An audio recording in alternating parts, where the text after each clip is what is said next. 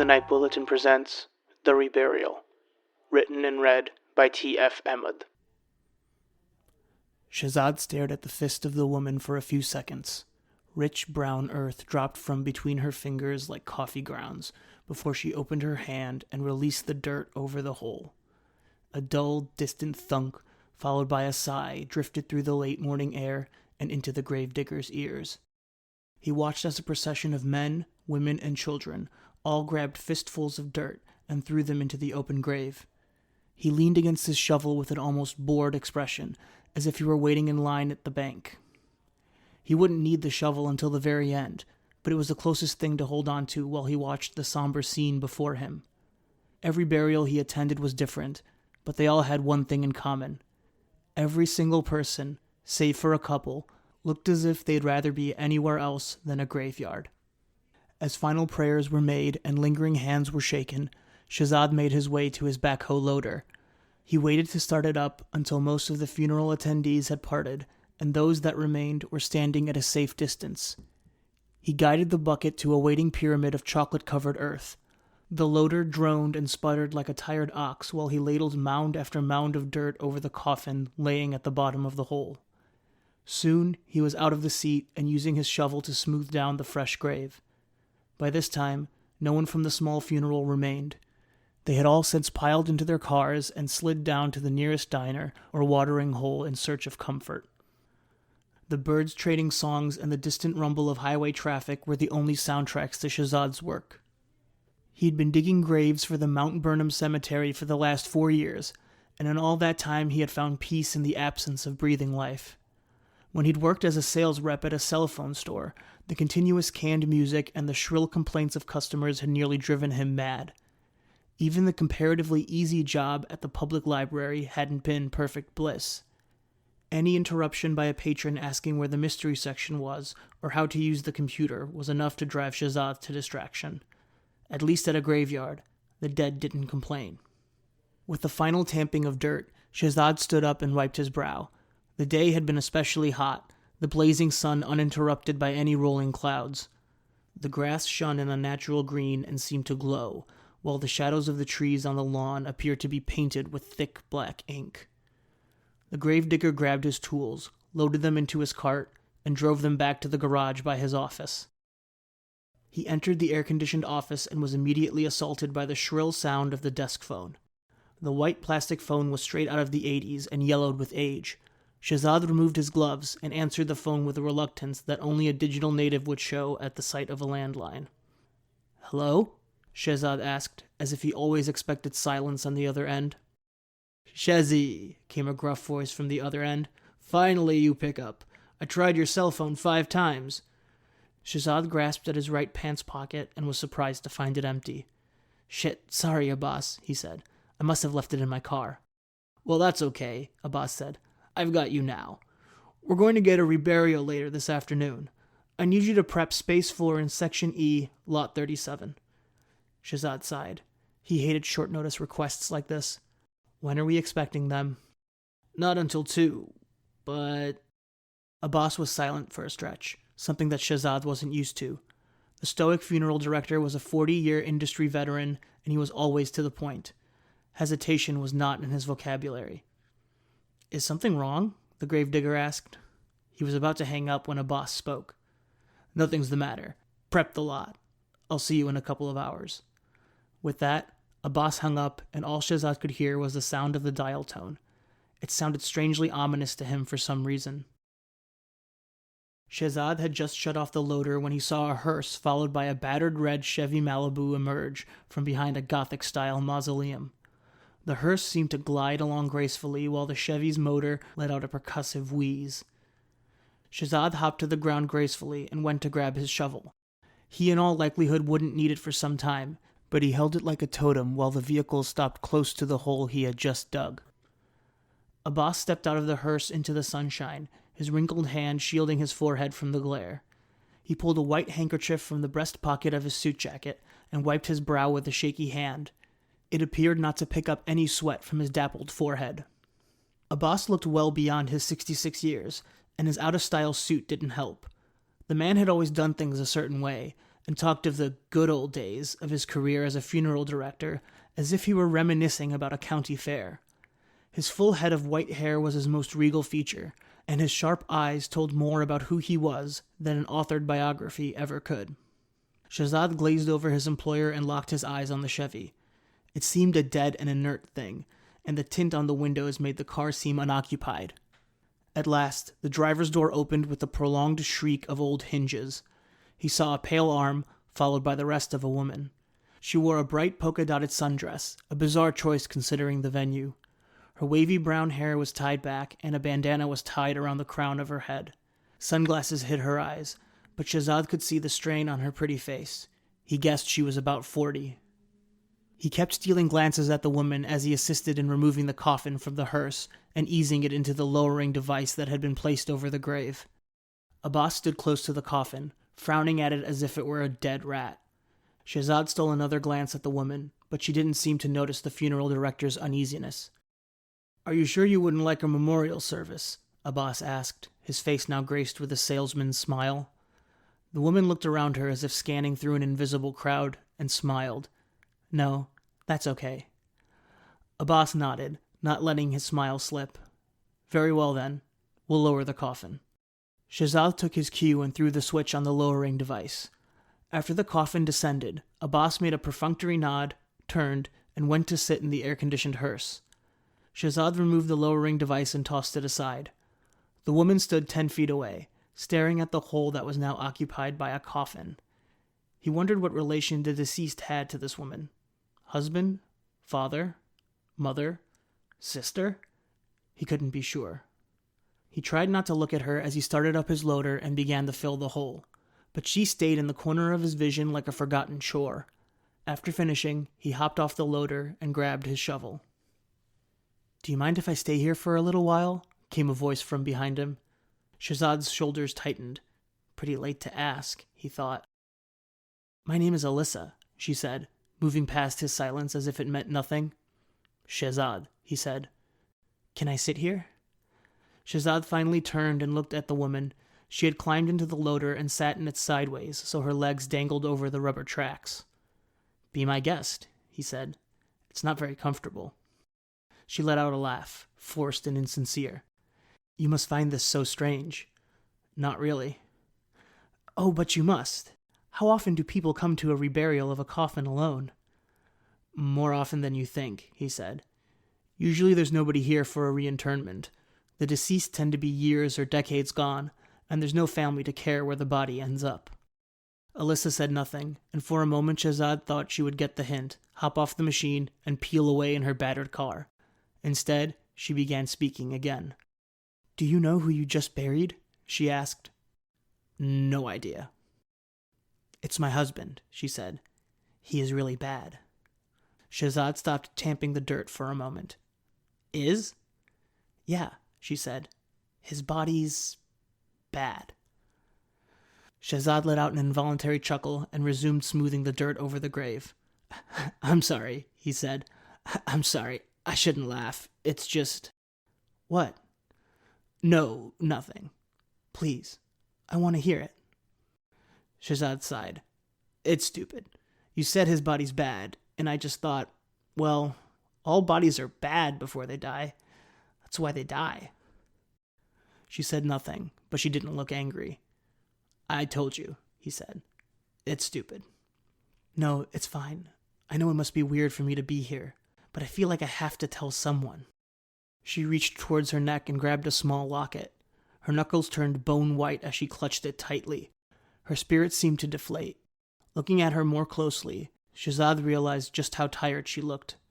She looked like she hadn't slept a full night in weeks. "Tell someone what?" Shahzad said slowly. He was now leaning against his shovel, facing her, the grave behind him. Alyssa sniffed and let go of her locket. She removed her sunglasses and stared at Shahzad. Her amber eyes said, "I am about to tell you something that will make you think I'm crazy." Shahzad said nothing. Alyssa began. "You'll think this is crazy, but I don't care. This is the 3rd time I'm burying my husband." "The 3rd time?" "Yeah, let me start at the beginning. Jay, my husband, wasn't a good man. In fact, he was a terror. Sure, he was nice when we were dating, but once we got married, he turned into your classic, here are my true colors husband. He had somehow hid the worst of his drinking away from me. I guess that's because we didn't live together until we tied the knot. He wasn't physically violent with me, but he was intimidating enough that you believed he was capable of the worst violence imaginable. There was always a threatening edge to his voice, a suggestion that he could always pull back the curtain to reveal something worse. There was a time, though, right after his father died, that he did cross the line. We had just come home from a dismal dinner at some dark pub or some such place, and he was drunker than I had seen him in years. His stride was steady, but his eyes were narrow slits, and he'd mumbled to himself the entire cab ride home. As soon as we walked in the door, he found something to yell at me about. I honestly can't remember what it was that set him off, but once he got going, he really got going. I was yelling back at him, something about something awful he'd said to me the previous week, when he suddenly reached out and grabbed me by the shoulders. His grip was strong. It felt like someone had wrapped my arms in stone. I told him he was hurting me, but he didn't listen. He just gripped me harder. I felt my arms begin to tingle and go numb when he suddenly pushed me. My back hit the wall behind me, and I cowered away from him, terrified. I waited for the blow to drop. I wasn't sure if it would be an open palm or a closed fist, but I was sure it would be something, and I was sure it would hurt. But nothing came. Soon I heard his footsteps retreating down the hallway. I had never been that scared in my entire life. Shahzad was intrigued. He usually hated conversations like this, conversations that trapped you in corners. But for some reason, Alyssa's words fell over him like a net, and he found himself ensnared in her marital troubles. He supposed she had simply taken him by surprise.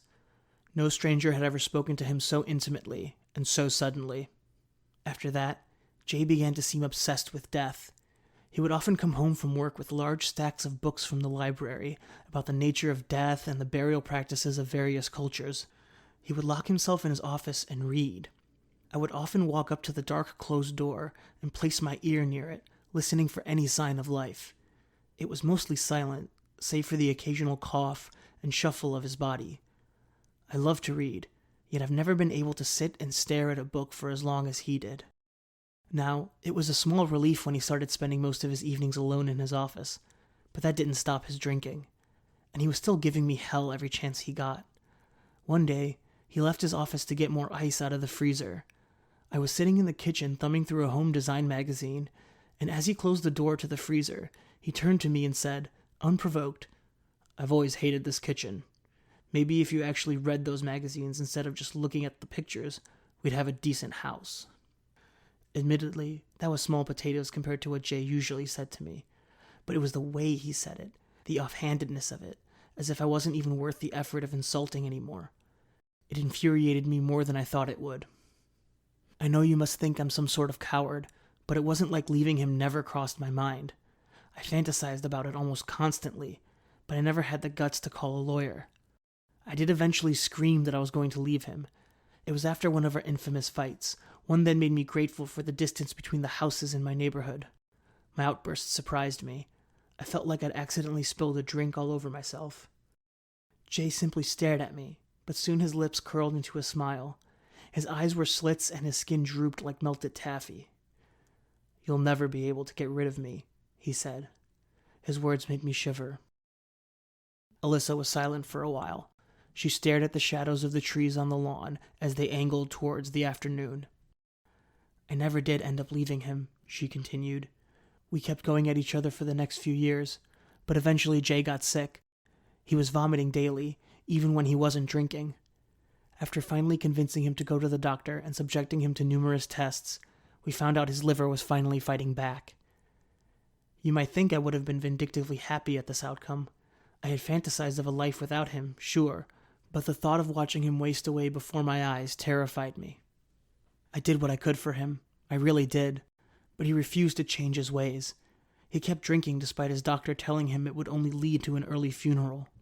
He still said horrible things to me if I didn't bring his dinner fast enough, or if I forgot to bring him the exact books he asked for from the library. I never opened the books or read them, but they had titles like The Dawn of Resurrection and The Funerary Practices of the Imna Valley. They looked like ghastly pseudoscientific tomes with terrible book covers and cheap paper. At last, on October 13th, 2018, Jay died from liver disease. He had refused to go to the hospital and seek treatment, so he died on the bed I'd set up in his office. I found the body after coming home from the grocery store. In all honesty, I was relieved, but as his body was removed by the EMTs from our foul-smelling house, the words he'd spoken to me months earlier still haunted me. "You'll never be able to get rid of me." "It sounds like you've been through a lot," Shazad said. Alyssa let out a scornful laugh. "I haven't even gotten to why I keep having to rebury him." Shazad tossed his shovel aside and sat on the ground. He checked his phone quickly to make sure nobody had tried to contact him. Nothing. He made a gesture for her to continue. "We buried him on a Sunday, I remember. It was an early afternoon burial, nothing out of the ordinary. I went home that night to an empty house, showered, and fell asleep before my head hit the pillow. The next morning, the cemetery called. They said that they were very sorry to disturb me, but some vandals had broken into the cemetery last night, and they had upset Jay's grave. That's the word they used. Upset. Well, I asked what they meant, and they said they would email me some pictures. I thanked them and hung up. It was strange, but I wasn't scared yet. I was only confused. Who would want to vandalize my husband's grave? Sure, he was a bastard, but as far as I knew, he didn't really have any serious enemies. But then it happened a second time. I heard a knock on my door one sunny afternoon. Outside stood 2 police officers, almost comically alike. One of them informed me that my husband's grave had been disturbed again. The cemetery had called them. They were both very polite as they asked me if anybody held a grudge against my husband. I told them no. They asked similar questions for over an hour, and they seemed reluctant to leave when I finally shooed them out the door. I took a look at the pictures from the first time Jay's grave was disturbed. It didn't look too bad. It just looked like someone had done a terrible job of smoothing the dirt over his grave. There were peaks and valleys, and the headstone looked like it had been tilted back. The pictures the police showed me from the second time were worse. This time, it looked like someone gave up halfway through burying him. There were twin piles of dirt on either side of the hole, which was shaped like an almond.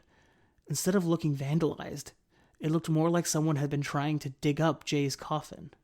The cemetery wasn't as nice as the police were. They insisted I move the body at my expense. I did what I could to stop them, but when they threatened legal action, I decided it was cheaper to move him. But I ran into another roadblock. The new cemetery had heard about the vandalism at the previous cemetery and insisted I pay for concrete to be poured over the hole. Again, I tried to dodge this new expense, but in the end, I didn't feel like finding another new cemetery. I put it all on a credit card and didn't look back. But you know what happened next. This time when the police came, they weren't so nice. They asked me to come to the station to answer some questions, and I obliged. They said that someone had broken the concrete slab above my husband's grave and dug up the casket. They had found it on the ground several feet away from his grave, as if someone had tried to drag it out of the cemetery but gave up. They asked where I had been the night before. They asked if I owned a sledgehammer and a shovel. They asked if I had a new boyfriend. Finally, after 6 hours with 2 chain-smoking cops, I was finally free to go. They said they would be in touch, but I haven't spoken to them since. Naturally, that cemetery said they wanted me to move the body again. One night, before I found this cemetery, I was at home. It was almost midnight, and I was reading in bed when I heard a crash in the kitchen. I froze, waiting to see if there would be another sound. There was nothing. I went downstairs holding a baseball bat. I felt foolish. When I turned on the light in the kitchen, I gasped. For a second, I thought I saw Jay sitting at the kitchen table, staring at me. When I blinked, though, no one was there. I reluctantly searched the kitchen, only to find it empty. I went back to my bedroom, but once I was in bed, I couldn't fall asleep. The way I had seen Jay at the table reminded me of something. I racked my brain, and then I remembered. We had been sitting at the kitchen table when Jay got a strange call. He said things like, "Uh-huh," and "yeah," and "yes, that's the one I want." He wouldn't tell me what the call was about, but that call triggered another memory. At the funeral home, I tried to buy the cheapest coffin for Jay, but the funeral director informed me that he'd received specific instructions from my husband to be buried in a custom coffin he had already paid for. This took me by surprise, because it was the first I was hearing of it. I shrugged and went along with it. Sure, I thought it was bizarre that Jay would prepay for a custom coffin, but he had been obsessed with death after his father passed away. I figured taking care of the casket was his way of mitigating some anxiety he had about dying. It made me think, though. I remembered a few titles of some of the books that Jay had gotten from the library and decided to do a little research. I forget what the book was called, but it mentioned something about a burial ritual that would allow you to regain consciousness after you were buried. I know it sounds absurd, but when I read it, I was frightened. It said you would need a certain type of casket with certain symbols carved on the inside of the lid.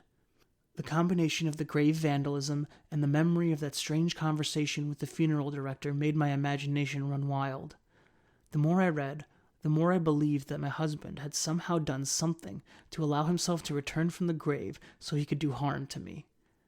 He had said that I would never be rid of him. His grave had been consistently disturbed and dug up, as if he was trying to escape. Only he must have made some mistake, because I kept reburying him before he had a chance to fully emerge from his coffin. So before Jay's grave was moved for the second time, I opened a new credit card and used it to buy a brand new coffin. This time, I bought the cheapest one I could find. I even inspected it beforehand to make sure there were no symbols drawn on the inside. Now that you've buried him here, I feel a certain amount of finality.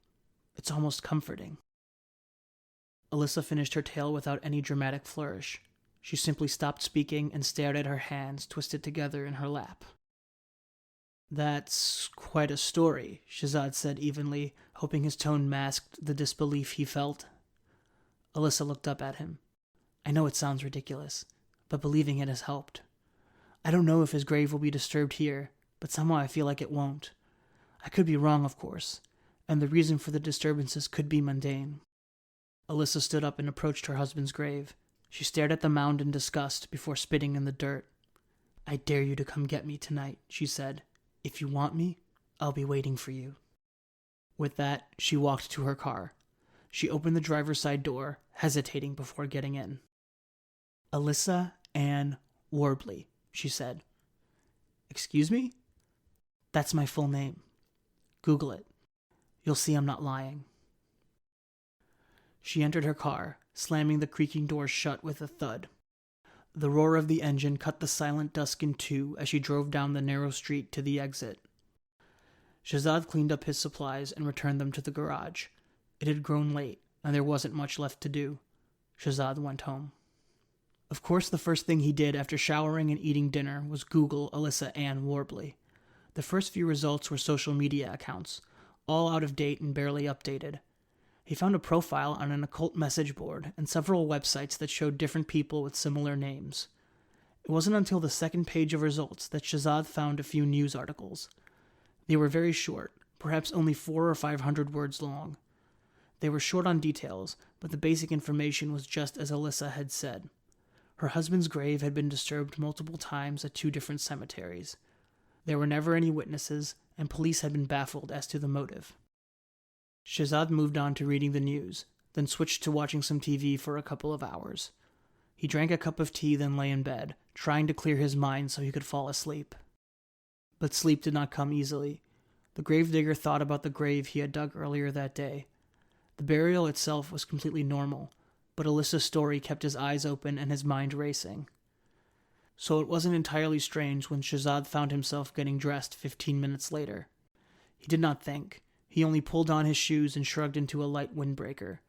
He drove in silence towards Mount Burnham Cemetery, his headlights cutting twin arcs across the buildings as he drove. He didn't think anything he was doing was out of the ordinary until he shut off his lights and removed his key from the ignition. What was he doing here? He had never returned to the cemetery after hours, even for a work-related incident. In fact, he couldn't remember the last time he had slipped into the night after a bout of insomnia for anything except late-night munchies. The cemetery was dark, with the moon glowing in the sky like a sinister eye. Before he lost his nerve, Shazad exited his car. He disabled the alarm and opened the gate. He made his way down the paths on foot to Section E, Lot 37, Space 4. As he approached, he pulled out his phone. He turned on the flashlight, opened his camera app, and began filming. He wasn't sure what he was doing, or why he was doing it, but he felt vindicated as he approached Jay Warbley's grave. The mound he had smoothed over earlier that day was now moving. The dirt was rolling and undulating like an ocean. What the fuck? Shehzad began to shake as he realized there wasn't anybody at the grave actually digging. The ground was moving on its own. He got closer, attempting to steady his camera hand and get a good angle on his screen. He was 5 steps away when the ground before him exploded. Soil and debris jetted up and out like a geyser, showering the gravedigger with foul earth. He fell back, landing hard on the ground. His phone flew out of his hand, disappearing into the darkness beyond. Shehzad's ears were ringing when he sat up and wiped his face. As his vision cleared, he gazed on a dizzying sight. Soil lay everywhere around the grave, its pattern spreading out like the wings of a butterfly.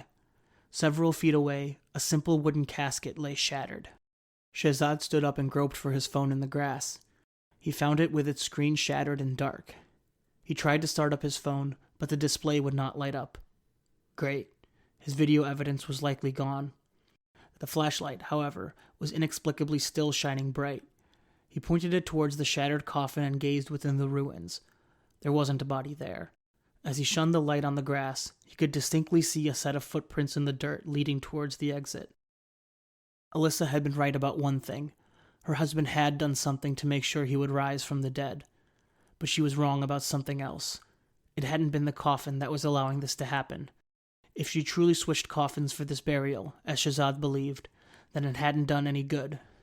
Jay was out, and the gravedigger had a pretty good idea of where he was going. Shehzad ran to his car and peeled away from the cemetery at an irresponsible speed. It had briefly crossed his mind to try and find Alyssa's address. Maybe he could beat the thing that escaped from the coffin to her house. He could warn her, perhaps take her away somewhere safe. But he realized quickly that he was 2 things: a coward and utterly terrified.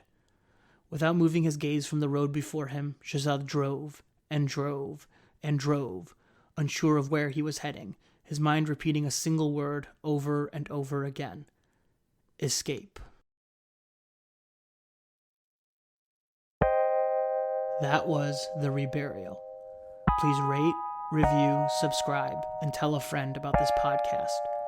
The Night Bulletin will return May 15th, 2020, to bring you another year of frightening fiction. Thank you for listening, and we'll see you next time on The Night Bulletin.